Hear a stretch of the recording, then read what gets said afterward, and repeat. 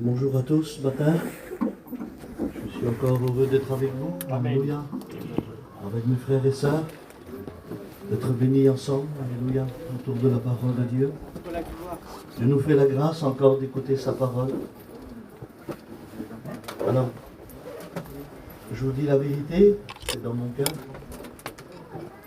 Chaque jour, je m'attends que Jésus revienne. Et chaque jour, je me suis dit, eh bien, un jour qui continue avec toi. Et ça, c'est quelque chose de merveilleux. Pendant qu'on priait, pendant qu'on chantait des cantiques, je pensais à ma famille, je pensais à mon frère qui est rétrograde. Le cantique que la sœur chantait sur la flamme. Je disais, réanime la flamme en vie, Seigneur.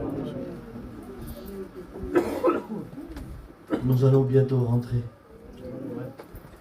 Nous rentrons à la maison. Amen. Il faut aller jusqu'au bout. Amen. Il faut continuer. Il faut avancer. Malgré tout. Jésus revient. Jésus revient. C'est pas une poésie, c'est pas une histoire. C'est une vérité. Jésus revient. Et c'est pour ça qu'il faut plus que jamais s'accrocher à la parole de Dieu. S'accrocher aux vérités bibliques, à la doctrine, à la sainteté de Dieu. Continuer et avancer dans la vie de Dieu. Nous avons un but dans notre vie, c'est le ciel. Nous voulons avancer, nous voulons continuer. Alléluia. Et je crois de tout mon cœur, amen, que le Seigneur, dans sa grâce, dans cette matinée, veut nous faire comprendre des choses. Lorsqu'on comprend les choses, alors on arrive à les faire. On ne peut pas faire quelque chose qu'on ne comprend pas. On n'y arrivera pas. Parfois c'est bien lorsqu'on nous explique, mais lorsque ça vient de nous-mêmes, c'est quelque chose de merveilleux. Ne restons pas sur une bénédiction, vivons-la, pratiquons-la. Il faut qu'elle fleurisse dans nos cœurs et dans nos vies. Vous savez, la vie de Dieu, c'est un fruit, c'est une semence, elle grandit. Je bénis Dieu pour les ministères, mais jusqu'à quand tu vas te servir de ces fruits-là? Vis la vie de l'esprit. Ça porte son fruit. Nous voulons avancer, vivre une vie de Dieu. C'est quelque chose qui dure, c'est quelque chose qui est vrai, alléluia. C'est la vie de Dieu. Amen. Et moi je crois, ce matin, amen, que Dieu va nous aider et que Dieu va nous bénir. J'aimerais avec vous faire une lecture dans la parole de Dieu et nous allons rentrer dans le message. Je vais lire un verset qui se trouve dans Marc 6, au verset 31. C'est Jésus qui va parler. Écoutez ce qu'il est dit. Jésus leur dit, venez à l'écart dans un lieu désert et reposez-vous un petit peu. Car il y avait beaucoup d'allants et de venants et ils n'avaient même pas le temps de manger. Je reprends le mot de Jésus.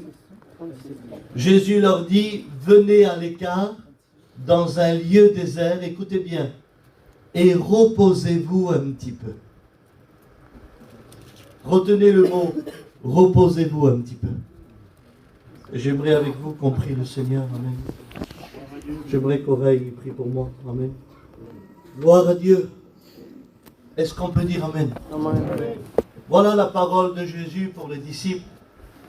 Lorsqu'ils reviennent vers lui, après quelques jours de réunion, d'évangélisation, de prodiges et de miracles, ils reviennent vers Jésus et ils expliquent à Jésus tout ce qu'ils ont fait. Normalement, selon la lecture de la parole de Dieu, Jésus leur aurait dû dire, continuez, allez-y, c'est pour ça que je vous ai choisi. Allez-y, parcourez les villes, les villages, témoignez, chantez, prêchez, faites des miracles, allez-y. Mais comme Jésus est aussi un Père et un Dieu d'amour, il va voir dans leur regard, dans leur cœur, qu'ils sont fatigués. Et il va leur conseiller quelque chose. Il va leur dire, venez à l'écart et reposez-vous un petit peu. Seigneur, pourquoi tu leur proposes de se reposer? Parce que Jésus, connaissant les cœurs, connaissant les vies, lorsqu'on est fatigué et qu'on veut faire l'œuvre de Dieu, ça peut nous porter porte-à-faux. Est-ce qu'on peut faire quelque chose fatigué? Est-ce qu'on peut continuer fatigué? Réalisez le mot de Jésus, venez à l'écart et reposez-vous un petit peu. Pourquoi? Parce que c'est vrai qu'il y a des moments où on est fatigué. Oui, Seigneur. Fatigué spirituellement et fatigué physiquement. Fatigué de la vie. Fatigué des problèmes de la vie. Fatigué des situations, on ne connaît pas comment les affronter. Fatigué des problèmes des enfants, fatigué des mauvaises pensées qui nous rangent jour et nuit, fatigué de la jalousie, fatigué de la haine, fatigué de la colère, fatigué de l'amertume, fatigué à ne plus avoir d'appétit, ni de sommeil, ni d'amour, ni de compréhension, fatigué de la vie, à un tel point qu'on est fatigué que certains disent « Je voudrais mourir ». Je voudrais mourir. Je voudrais plus vivre. Parce qu'on n'a plus la force d'affronter les situations de la vie. Parce qu'on se sent incapable. Et parfois, il est vrai que la fatigue, elle est terrible.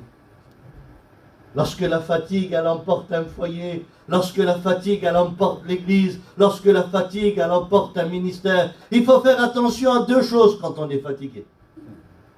À nos décisions et à nos réactions. Deux choses primordiales quand on est fatigué. À qu'est-ce qu'on va décider et comment qu'on va réagir.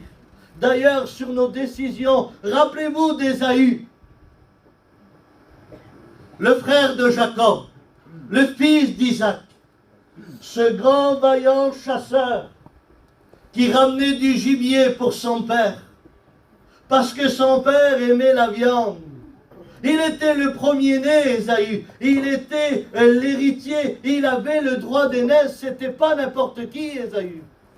Il était l'héritier de son père. Il était le frère de Jacob.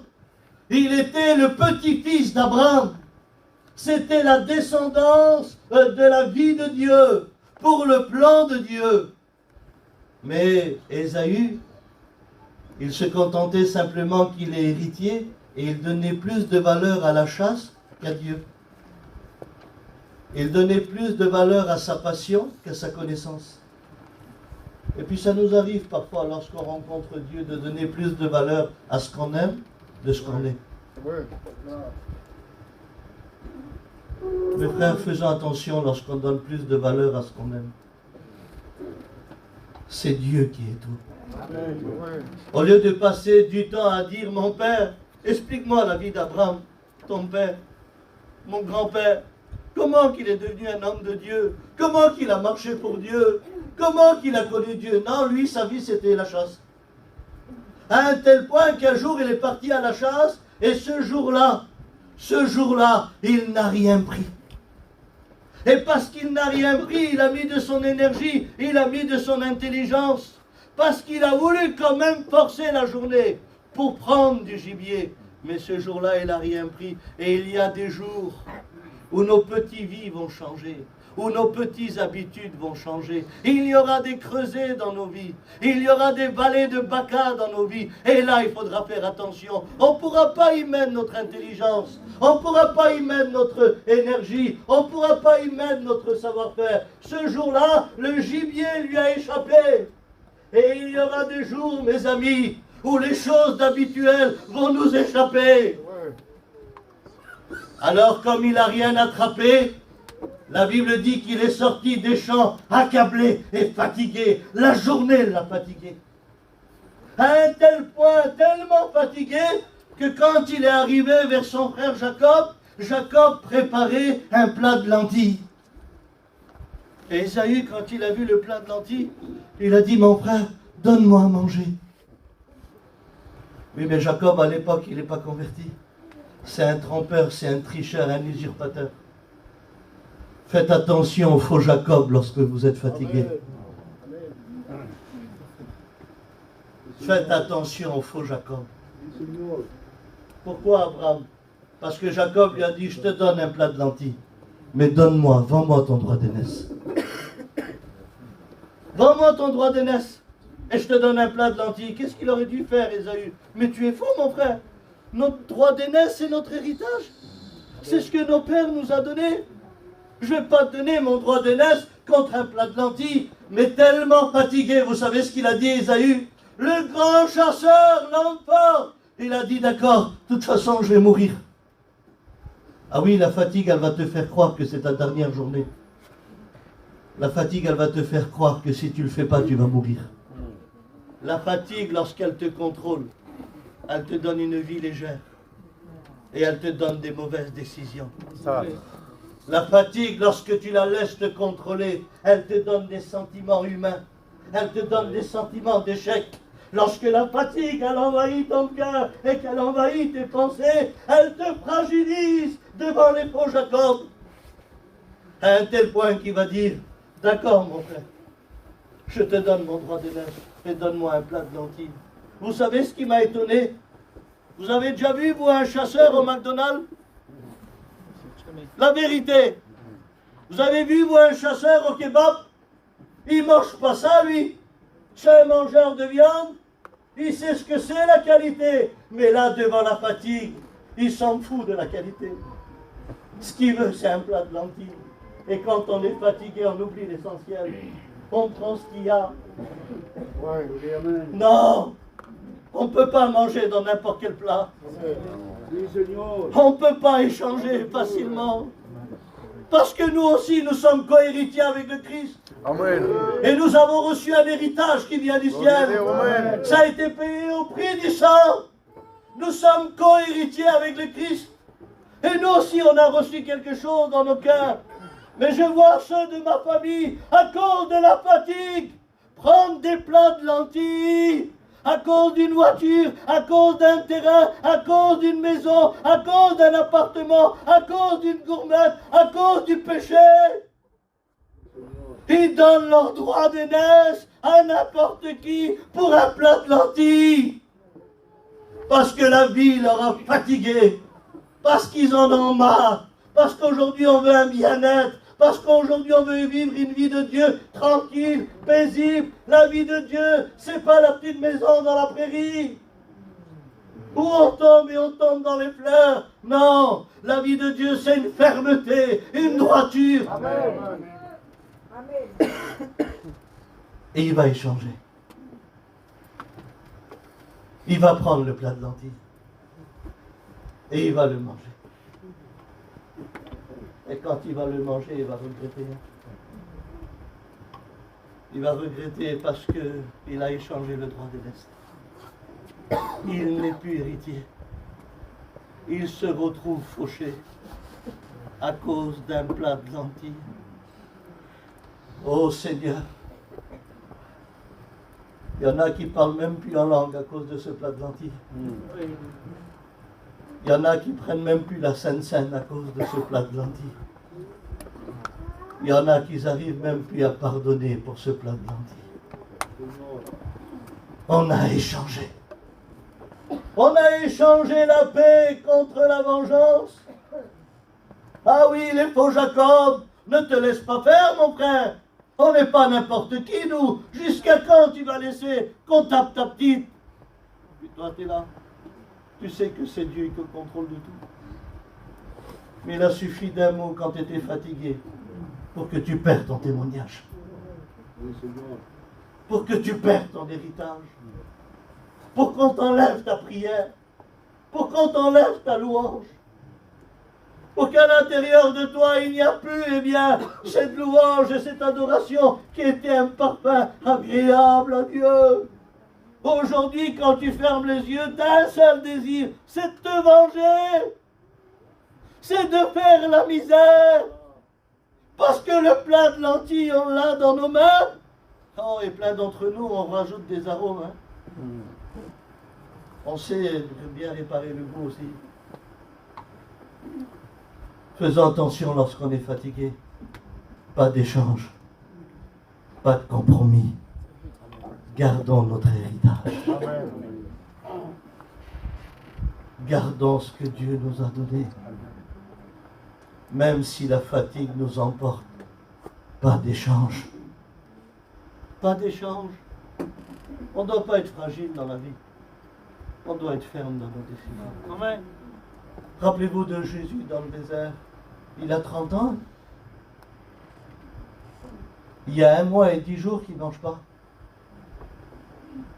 Et le diable arrive et il dit, si tu es le Fils de Dieu, ordonne à ces pierres qu'ils deviennent du pain. C'est un miracle qu'il lui propose. S'il aurait fait le miracle, il n'y avait pas de problème. C'était des pierres qui deviennent du pain. Oui, mais la proposition venait du diable. Même si c'était un miracle. Il a préféré rester avec la faim et faire la volonté de Dieu. Amen. Pas de compromis. Et pourtant, il avait faim. La Bible dit, quand Jésus eut faim, le tentateur est venu. C'est bizarre, il n'est pas venu avant. Ah oui, le diable viendra toujours au moment de nécessité. Il viendra toujours au moment où tu auras besoin de quelque chose. Imaginez-vous, il sort des champs, il tombe sur Jacob avec un plat de lentilles. Non mais c'est merveilleux. Et oui, la fatigue, elle va t'emmener à l'endroit de la nécessité, mais pour te faire tomber. La fatigue, elle connaît le chemin de la perdition. La fatigue, elle connaît le chemin de la destruction. La fatigue, elle va nous emmener là où on ne doit pas aller. Faire attention, Seigneur. Mais j'aimerais quand même te rappeler l'amour de Dieu. Alléluia. Même si on a mangé le plat de lentilles. Ce matin, si on demande pardon, il est capable de nous redonner notre droit d'aînesse. Amen. Alléluia. On peut tout récupérer. Mais il faut être vrai. Ne garde pas le plat et les couverts. Parce que tu n'es pas sûr de tenir la route avec Dieu. Si tu demandes pardon, jette les couverts. Les instruments pour la lentille n'ont rien à faire chez toi. Sois nourri de la main de Dieu. Amen. Et laisse Dieu bénir ta vie. Amen. Pas d'échange. Pas d'échange. Pas d'échange, mes frères et mes sœurs. Parfois, l'échange se fait à l'intérieur de nos pensées. On est capable de donner bien le pardon contre la haine.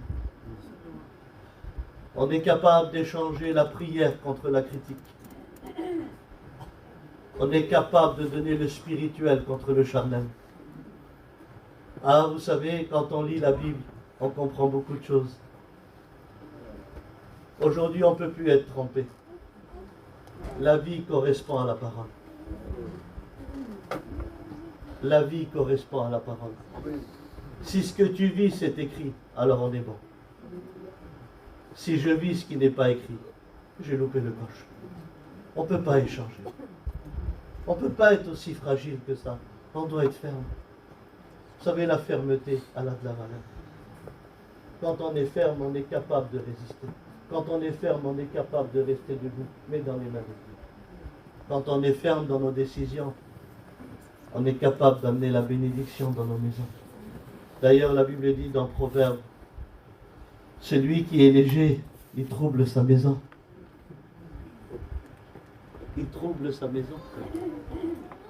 Soyons de ceux qui sont fermes. Gardons nos droits d'aînesse. Amen. Amen. Amen. Amen.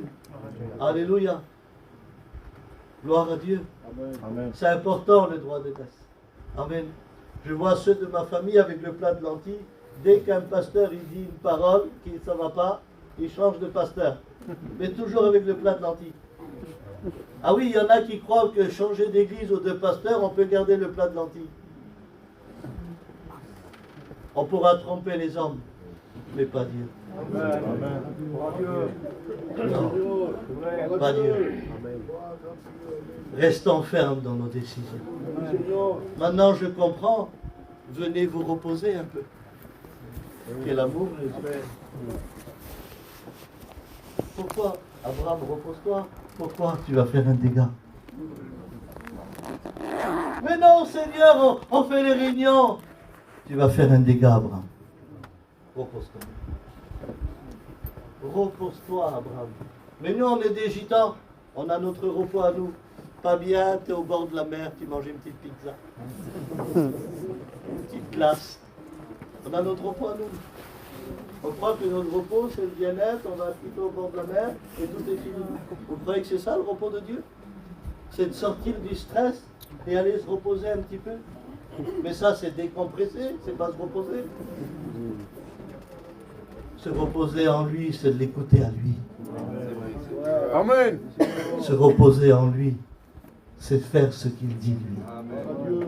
D'ailleurs, il les emmène dans le désert. Seigneur, qu'est-ce qu'on va faire dans le désert? Il n'y a rien. Ben justement, tu vas regarder que sur moi. Et tu vas m'écouter que à moi. C'est ça le Amen. C'est que lui, il soit au centre des Par choses. Dieu. C'est lui. Restons fermes dans nos décisions. Ne soyons pas légers comme Ésaü. Faire attention aussi à nos réactions quand on est fatigué. Ah, la réaction, c'est quelque chose de terrible. Mon Dieu, quel danger le caractère quand il est fatigué. Oh Seigneur. Mon Dieu, mon Dieu, mon Dieu, mon Dieu. La fausse douceur. Les brebis à l'église et les lions à la maison. Mon Dieu. La fatigue. La fatigue, elle fait de nous plusieurs rôles. La fatigue, elle est capable de faire de moi un acteur. De tromper à toi. De faire montrer que tout va bien alors que tout va mal. La fatigue, elle est capable de camoufler, tricher, cacher. Elle est professionnelle, la fatigue, pour ces choses-là. Vous savez, quand on est fatigué, on est fatigué. Si je le cache à vous, devant lui, je ne peux pas. Je pense que à l'horloge de Dieu, il est tard déjà. Il y a des apparences qui doivent disparaître. Dieu a toujours aimé les gens vrais. Béni soit Dieu. Quand on est vrai avec lui, il est vrai avec nous. Quand on est sincère, on a tout à gagner. Rappelez-vous de la réaction de Pierre dans le jardin de Gethsémane. Jésus arrive, il est là, il est dans le jardin de Gethsémane. Il se jette par terre, Jésus. Et il dit, mon âme est triste jusqu'à la mort. Il dit, mes frères, priez avec moi. Alors il va vers Pierre, il dit, Pierre, priez avec moi. Et là, il repart, il se rejette par terre, et il dit, mon âme est triste jusqu'à la mort. Mes frères et sœurs,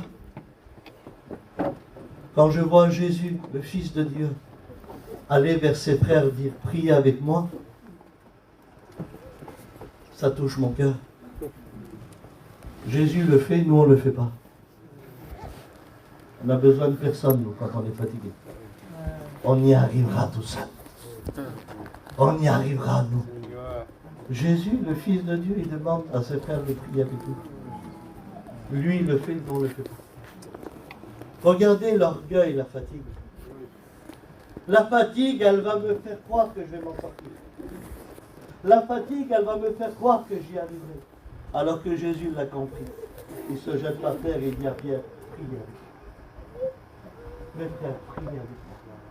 D'ailleurs, quand il revient, la Bible dit qu'il trouva les disciples endormis.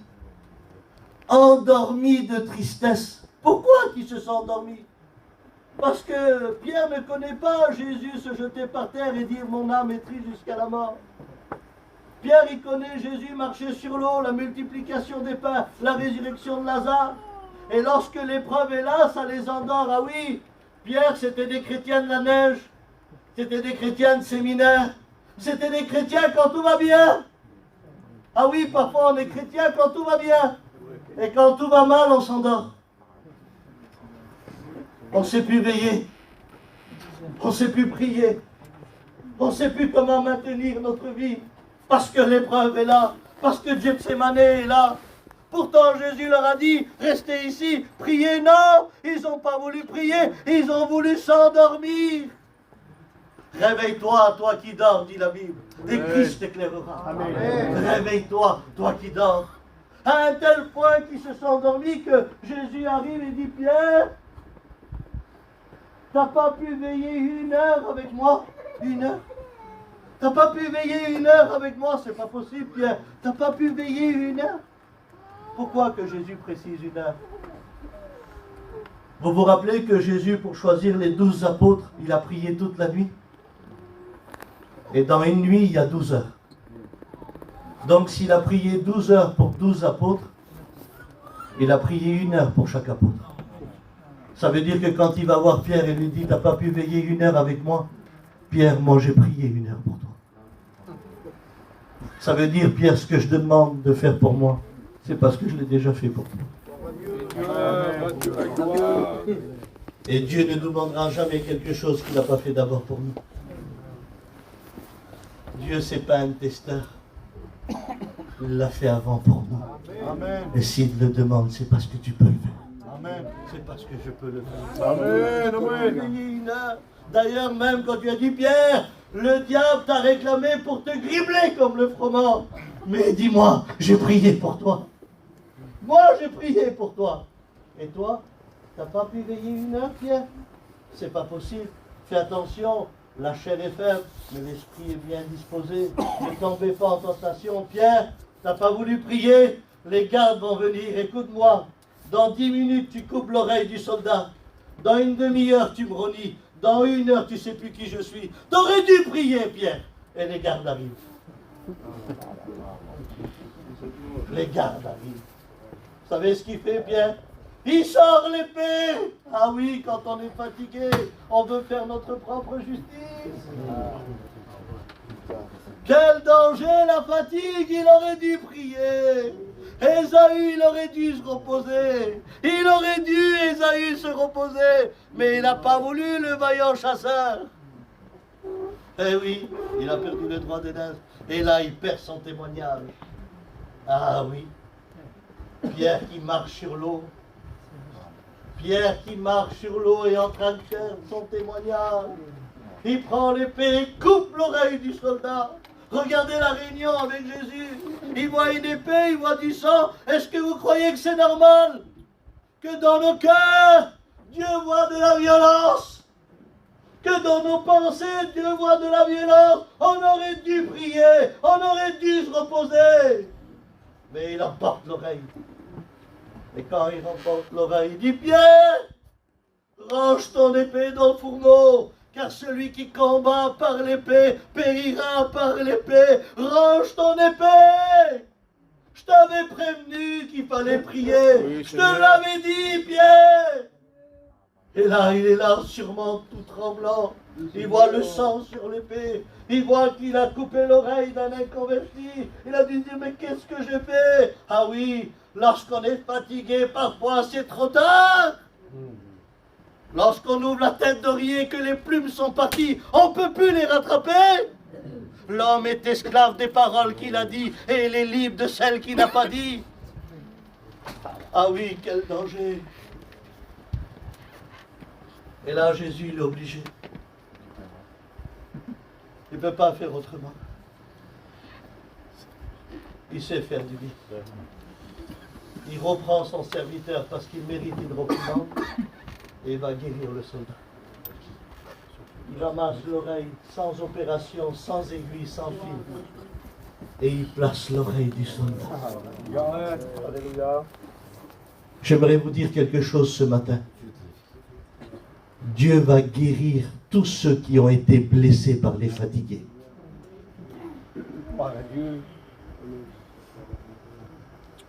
Je le redis. Dieu va guérir tous ceux qui ont été blessés par les fatigues. Amen. Amen. Parce que Dieu est justice. Il ne sait pas faire de favoritisme. Il est capable de dire à Pierre, tu as échoué, tu étais fatigué. Mais je vais réparer ton erreur. Dieu est capable de réparer mon erreur. Si je n'ai pas su veiller.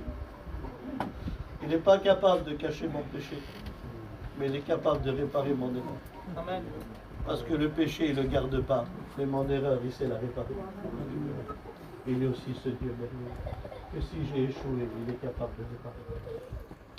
Et là, Pierre, vous savez ce qu'il s'est dit peut-être dans son cœur? Pourquoi j'ai coupé l'oreille? En faisant ça, j'ai empêché l'inconverti d'écouter Jésus. Ah oui, quand on coupe l'oreille, c'est pour empêcher d'entendre. Combien d'oreilles qu'on a coupées chez nous? Mon Dieu. Maman, tu viens chez nous, là, tu les ramasses à la pelle, les oreilles. Ils sont tous par terre. Mon Dieu, le caractère, quand tu es fatigué, ah, l'épée, il sort vite. Hein. Mon Dieu. Ouais. Tu es capable facilement, pardon, Seigneur, je vous demande pardon.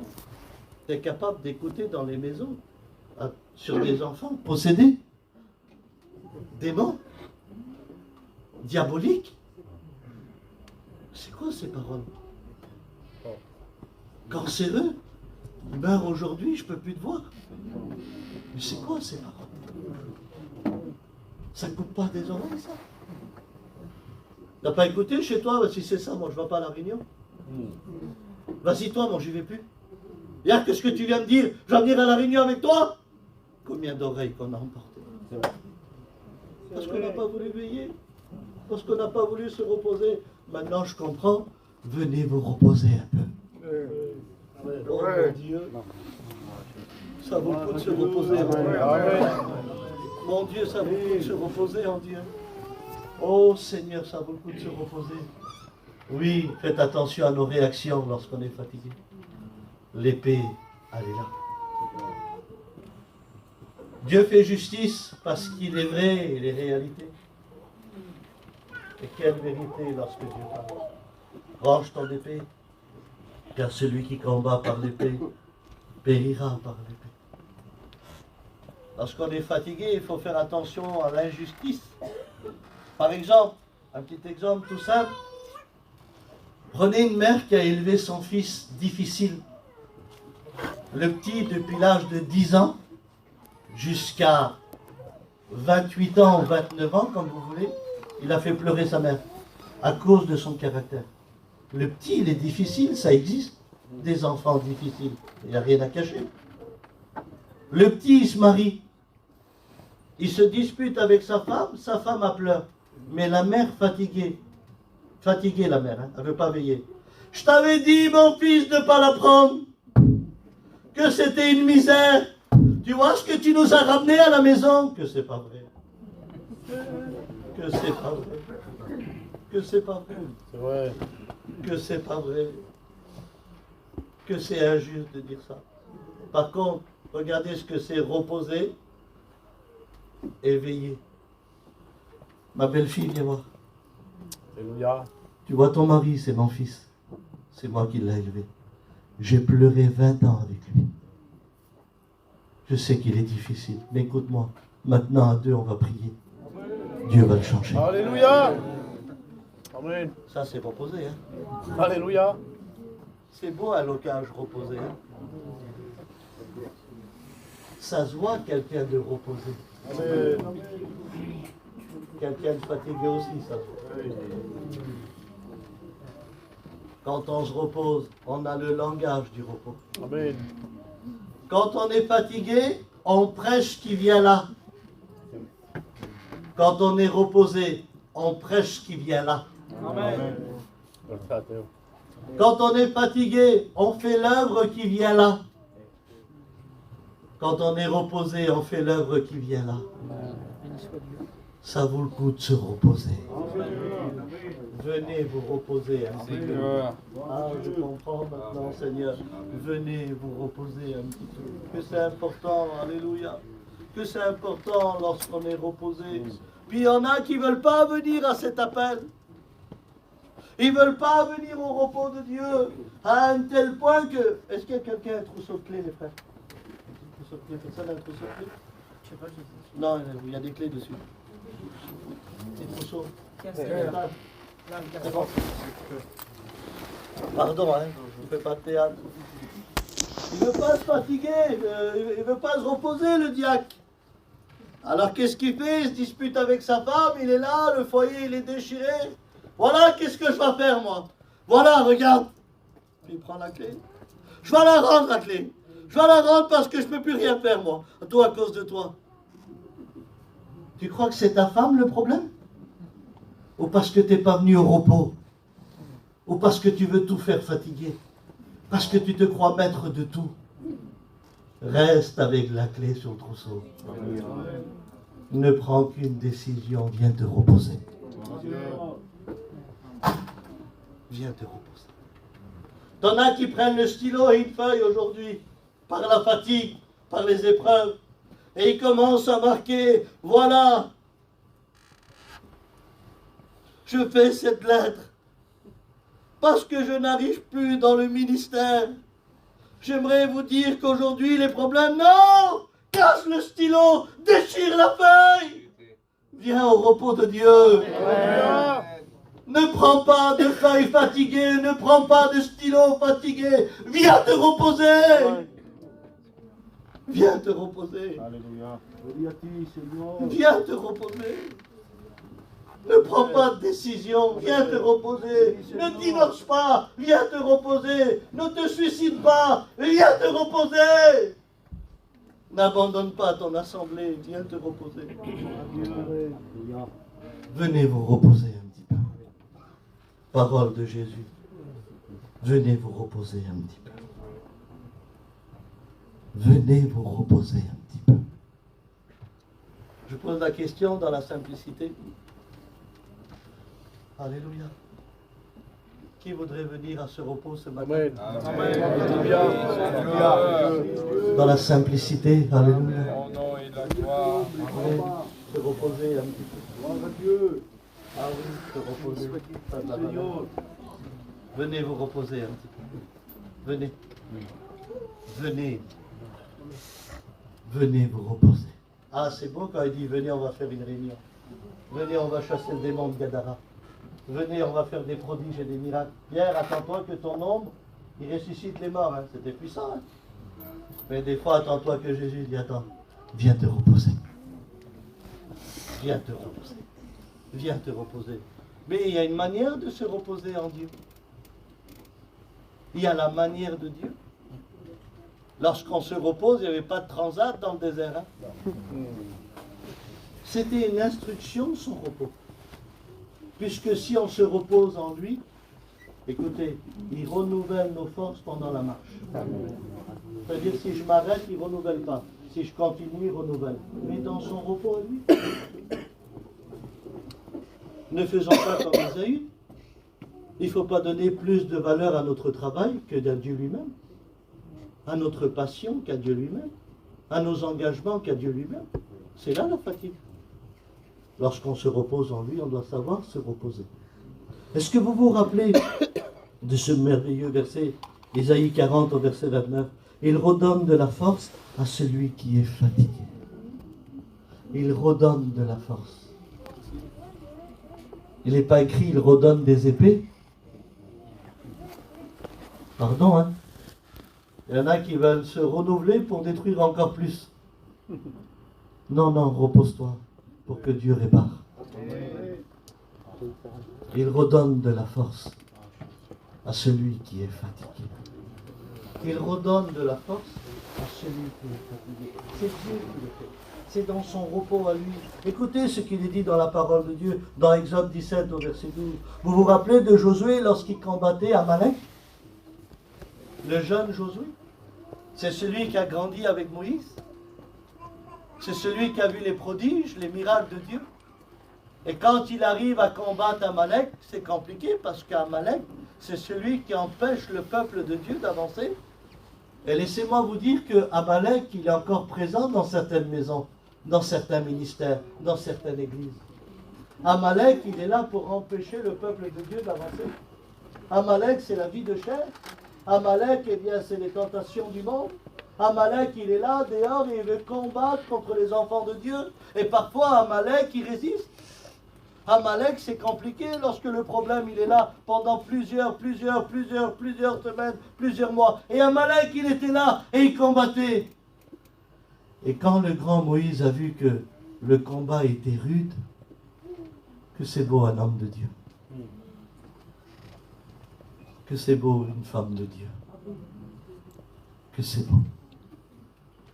Que c'est beau lorsqu'on comprend le spirituel. Seigneur. Avant, je ne comprenais pas pourquoi que Abraham n'arrêtait pas de faire des puits pour son fils. Seigneur, fais-lui des maisons, tu lui fais des puits. Qu'est-ce qu'il va faire avec? Ben Abraham, quand tu combats, t'as soif. Alors je lui fais de l'eau. Parce que je sais que la vie est dure. Je sais qu'il y aura des combats. Je lui laisse des puits. Alléluia. Laissez l'essentiel à vos enfants. Alléluia. Parce que le combat est rude. Amen. Amen. Le combat est rude. L'homme de Dieu, il creuse en profondeur, pas en hauteur. Amen. Ne donne pas de la hauteur à ta famille. Donne de la profondeur. Amen. Amen. Donnons des véritables héritages. Amen. Amen. Amen. Amen. Et quand Moïse voit que le combat est rude, il dit à Josué, choisis-toi quelques hommes forts, Josué, qui combattent pendant que moi je vais sur la colline. Qu'est-ce que tu vas faire sur la colline, Moïse? Tu as 120 ans. Je vais sur la colline parce que je connais l'endroit où Dieu parle. Quand tu vois que le combat est rude chez toi contre Amalek, viens sur la colline où Dieu parle. Amen. Viens au repos de Dieu. Moïse, il n'a pas dit, pousse-toi Josué, moi je sais combattre, je sais comment faire. Moi je sais comment combattre, j'ai combattu Pharaon. Moi je sais comment faire. Non, non, non, c'est l'homme de Dieu. Il sait que dans le repos de Dieu, il y a des grandes victoires. Et croyez-moi que dans le repos de Dieu, il y a des grandes victoires. Amen. Il y a des victoires que tu t'imagines pas, que tu ne penses pas. C'est le repos de Dieu. Et lorsque Moïse part en direction de la colline, Hur et Aaron vont avec lui. Aaron, c'est son frère, il est un peu plus vieux. Et Hur aussi. Et quand ils arrivent sur la colline, ils voient Moïse, regardez ce qu'ils font. Il prend un morceau de pierre et il pousse la pierre. Regardez comment c'est gentil et sympathique. Lorsqu'on est reposé, on peut s'aider les uns les autres. Amen. Lorsqu'on est fatigué, débrouille-toi, chacun pour tous et Dieu pour soi. Quand on est reposé, on sait s'aider. Il met un petit bout de pierre et il dit, assieds-toi Moïse. Et Moïse, le petit vieillard, 120 ans, il commence à s'asseoir. C'est écrit comme ça, je vous le dis en vérité. Écoutez-moi bien. Lorsque Moïse lève sa main,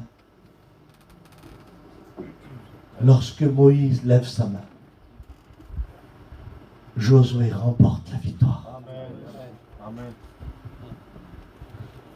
Mon Dieu, Josué remporte la victoire parce que Moïse lève sa main. Et dès que Moïse a baissé sa main, c'est Amalek qui était le plus fort. J'aimerais te dire quelque chose à tous ceux qui ont abandonné, à tous ceux qui ont baissé les bras. C'est pour ça que Amalek, il est propriétaire de certaines choses. On n'a pas le droit de baisser les bras. On n'a pas le droit d'abandonner. On doit continuer, persévérer et aller jusqu'au bout. La Bible dit que celui qui va jusqu'au bout, il a la vie éternelle.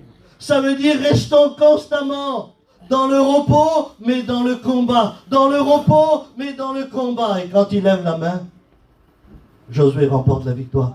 Quand Hur et Aaron, ils ont vu ça, vous savez ce qu'ils ont fait? Un, il s'est mis à droite, et l'autre, il s'est mis à gauche. Et ils ont compris que s'ils lèvent les deux mains de Moïse, c'est la victoire. Et là, ces deux frères commencent à lever les deux mains. Amen. Dans le repos, tu n'as pas besoin de voir la Shekinah ou la gloire de Dieu. Dans le repos, tu as besoin de tes frères et tes sœurs qui lèvent tes mains. Alléluia. Amen. Tu as besoin de tes frères dans le repos. Ah oui, parce que quand on est fatigué, on a besoin de personne. Quand on est reposé, on réalise qu'ensemble, on est plus fort. Amen.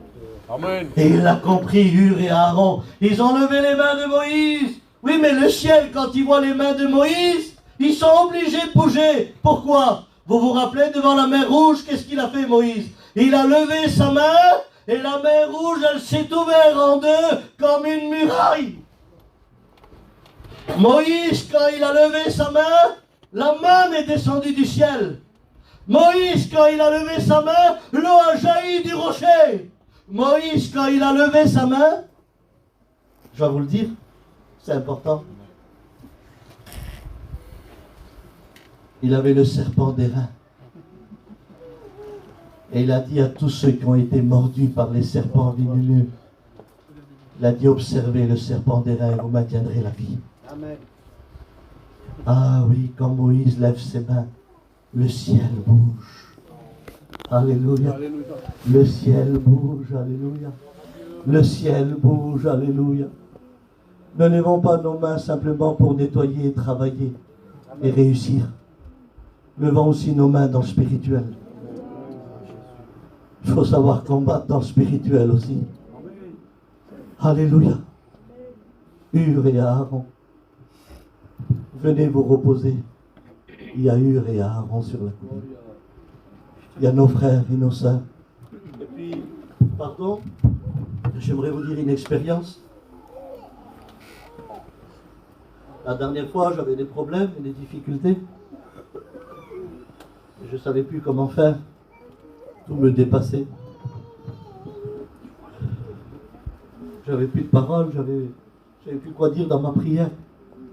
J'avais que des larmes, des larmes, des larmes et des larmes et des larmes. À un tel point que Dieu m'a réconforté avec un verset, il m'a dit, Abraham, même si l'ennemi vient comme un fleuve, l'Esprit de l'Éternel le met en fuite. Et ce verset m'a encouragé, m'a béni dans mon cœur. Et j'avais compris que Dieu était en train de me parler. J'étais dans une maison et dans cette maison, c'était une réunion de prière. Et ils ont commencé à mettre le cantique. Quand je lève mes mains, je commence à sentir le feu. Et pendant que les frères et sœurs, ils lèvent une main, je dis, Seigneur, tu connais ma fatigue, tu connais mes combats, tu connais mes difficultés. Mais Seigneur, je suis ton serviteur, je lève ma main. Et je commençais à chanter le cantique. Et pendant que je chantais le cantique, tout le monde a levé deux mains. Et moi je dis, Seigneur, j'y arriverai pas. J'ai plus de force, je te demande pardon. J'y arrive pas. Et pendant qu'on chantait le cantique et qu'on loue Dieu, je vois ma main se lever comme ça. Mais c'est pas moi qui a voulu. Elle s'est levée comme ça. Et quand ma main s'est levée comme ça, j'ai dit, Seigneur, tu n'es pas en train de lever ma main? C'est pas possible. Je dis, garçon, regarde, garçon, c'est mon cousin. Je dis, regarde ma main, regarde ma main. Et elle se levait comme ça. Je dis, Seigneur, je deviens fou, je suis trop fatigué. Je deviens fou. Vous savez ce que je fais? Je dis, je vais voir si ça vient de moi. Seigneur, pardon, mais je vais voir si ça vient de moi. Et quand je fais ça pour abaisser mes deux mains, elle tombe. Et elle ne peut pas bouger. Elle ne peut pas bouger. Amen. Parce que sur la colline, j'avais mon Hur et mon Aaron. Et Amalek voulait détruire mon foyer. Amalek voulait détruire ma famille. Mais j'avais compris qu'à ce moment-là, Dieu est venu m'aider. Il a dit, on va remporter la victoire. Amen. On va remporter la victoire. Et puis aujourd'hui, tu n'en as pas marre de Amalek qui combat le foyer de ton garçon? Arrête de te focaliser sur ton fils ou ta fille ou ta belle-fille. Regarde Amalek derrière tout ça. Ah oui, parce qu'aujourd'hui, on ne voit plus le diable, on ne voit plus le péché. C'est que les hommes. Nous n'avons pas à combattre contre la chair et le sang. Ça veut dire l'homme. Mais contre les mauvais esprits, les principautés, qui amènent les gens dans la tentation, dans les pièges, dans les griffes du diable. Aujourd'hui, il est important de combattre dans le spirituel, de lever ses mains, alléluia, et de combattre Amalek. C'est ça aussi le repos. Mais Abraham, c'est pas possible. Dis-moi pas que Moïse s'est assis, il a levé la main et la victoire elle est venue. Qu'est-ce qu'on fait dans une réunion? On vous fait asseoir et on vous fait lever les mains. C'est deux choses les plus simples dans une réunion. Remporte la victoire contre Amalek. Reste assis et regarde ta victoire venir dans ta vie. Parce que tout à l'heure, en levant tes mains, Amalek va disparaître. Amalek va disparaître. Vous savez pourquoi? Parce que Dieu est rempli d'amour. Parce que Dieu est vivant. Alléluia. Jean 4. La Bible dit que Jésus, fatigué du voyage, Jésus aussi, il était fatigué. Et il sait se reposer, Jésus. On n'a rien à lui apprendre. Il sait se reposer. Et quand il arrive, la Bible dit qu'il s'assoit à un puits, le puits de Jacob. Et la Bible dit, alléluia, et une femme samaritaine vient puiser de l'eau. Et quand elle vient puiser de l'eau, alléluia, elle arrive, Et puis là, elle prend de l'eau. Et Jésus lui dit, femme, donne-moi un verre d'eau à boire. Et dans mon cœur, je dis ça. Je dis, Seigneur, t'as faim? Parce que les disciples sont partis acheter à manger. Pourquoi tu demandes à boire alors que tu as faim? Et le Seigneur me dit dans mon cœur, Abraham, si j'aurais demandé à manger, j'aurais demandé quelque chose qu'elle ne peut pas me donner. Donc, puisque je me repose, je vais lui demander quelque chose qu'elle peut me donner. Je vais lui demander un verre d'eau à un puits d'eau. D'accord, Seigneur. Donc c'est ça le repos. C'est de demander aux gens des choses qu'ils peuvent faire et pas qu'ils ne peuvent pas faire. Ah oui. C'est pour ça qu'il y a les guerres dans les familles et dans les foyers. On demande des choses à nos foyers qu'ils ne peuvent pas faire et qu'ils n'arrivent pas à faire. Mais quand on est reposé, on est capable de demander des choses qu'on peut faire. Et c'est ça le repos d'une famille. C'est ça le repos d'une famille. Ah oui, parce que j'écoute souvent, de toute façon je ne peux pas vivre une vie chrétienne avec toi, regarde dans l'état que tu es. Tu ressembles à ta mère, tu as le même caractère. Maman, je te dis pas la chicane dans la maison. Ah, je ressemble à ma mère et allez, 1 mois et demi de divorce, 1 mois et demi de dispute, plus de repas, plus de repassage, plus de nettoyage, plus de sourire. Allez, la maison prise pendant 1 mois et demi. Ah ben c'est normal, tu as parlé fatigué, mon vieux. Quand tu parles fatigué, c'est toi en conséquence. Parce que tu demandes des choses qu'on ne peut pas faire. Mais vous avez vu un foyer qui est reposé? Alléluia. On voudrait rester des heures. Oui, Seigneur. On est capable de s'endormir sur le canapé tellement qu'il y a le repos chez eux. Amen. Il y a une harmonie spirituelle. C'est reposer. Quelle beauté le repos. Quelle beauté le repos. Quand tu te reposes, tu as un langage reposé. Quand tu es reposé, ton langage est reposé. Tu sais parler avec du repos. Tu es apaisé. Tu as des gens, quand ils te parlent, tu t'endors. C'est beau le repos de Dieu. Hein? Par contre, je ne vous ai pas dit qu'on doit s'endormir. Hein? Juste se reposer. Amen. C'est beau le repos de Dieu. Je le vois tellement que... On est ensemble. Amen. Alléluia. On est ensemble. Lever les mains et se reposer, c'est les deux qualités d'une maison pour avoir une harmonie spirituelle. Alléluia. Amen. Voilà, ils sont des heures sur YouTube. Enseignement 1h30. Allez, on va commenter tout ça. Prédication Intel. Tu peux mettre YouTube et être dépressif. Hein? Tu peux mettre YouTube et prendre des antidépresseurs pour dormir. Repose-toi sur la colline de Dieu. Viens lever tes mains. Gloire à Dieu. Tu vas Alléluia. remporter des victoires. Tu vas remporter des victoires. Alléluia. Est-ce que vous le croyez? Amen. Moi, je le crois. Mais je le crois de tout mon cœur. Est-ce que vous voulez ce matin réellement, mais la vérité? Je le dis vraiment de tout mon cœur. Est-ce que vous voulez qu'on réponde à cet appel? Amen. C'est vrai? Amen. Je vous le dis en vérité parce que c'est pas qu'un message, c'est pas qu'une prédication. Nous on prêche, on est des instruments, je suis le petit micro là. Ce matin je prêche, mais tout à l'heure il va être éteint, et puis moi tout à l'heure, ben, voilà, j'ai prêché, j'ai fait mon travail. Mais lui, il est réellement là. Amen. Et il sait qu'on est fatigué. Il sait qu'on veut prendre des mauvaises décisions. Il sait, je vous demande pardon, mais c'est la parole de Dieu. Il sait qu'on l'a mangé le plat de lentilles. Il sait qu'on n'a plus le droit d'aînesse. Il sait qu'on a l'épée encore sur nous. Il sait qu'on a coupé des oreilles. Mais il nous appelle quand même à se reposer. Alléluia. Écoute, tu as le droit de te reposer, mais tu n'as pas le droit d'abandonner. Amen. Tu as le droit de te reposer, mais tu n'as pas le droit de te détruire. Je voudrais me reposer en Dieu. Alors je le dis en vérité, sincèrement. Si tu veux répondre à cet appel, je veux que tu te lèves maintenant de ta chaise et on va prier le Seigneur. Lève-toi.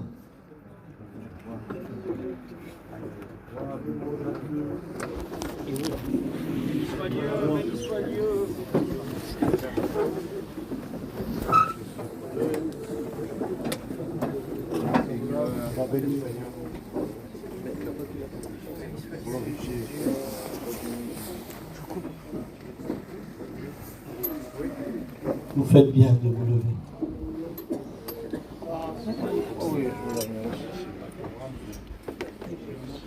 Je